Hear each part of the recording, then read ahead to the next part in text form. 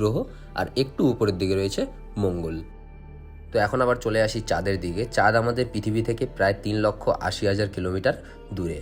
তো তোমরা যদি চাঁদের রোটেশন দেখতে চাও তো সেটা তোমরা দেখতে পারবে। তো সিম্পলি তোমরা চাঁদের উপরে একটা ট্যাপ করবে, ট্যাপ করার পর একটা ব্লু লাইন দেখতে পাবে। তো এটাই হলো চাঁদের রোটেশন লাইন, এটাই হলো চাঁদের কক্ষপথ। চাঁদ এখন এই ব্লু লাইন হয়েই পৃথিবীকে রোটেট করবে। তো এই ব্লু লাইনের সাথে সাথে এখানে সময়ও দেখতে পাচ্ছ যে কোন সময় চাঁদ কোন ডিরেকশনে দেখা যাবে। ভোর 4টে থেকে 4:30 পর্যন্ত চাঁদ আকাশে দেখা যাবে, তারপর চাঁদ চলে যাবে আমাদের নিচের দিকে অর্থাৎ পৃথিবীর উল্টো সাইডে।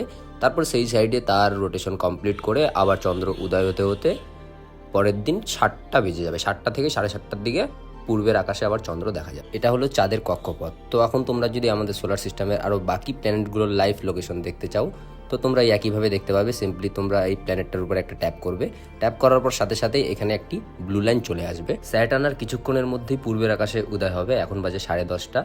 প্রায় 11টা থেকে 11:30টার মধ্যে পূর্বের আকাশে হালকা মিটমিট করতে দেখা যাবে। এটি এই সময় মধ্যরাত্রি পর্যন্ত মাথার উপরে মিটমিট করতে দেখা যাবে। এটা হলো মার্স মানে মঙ্গল গ্রহ।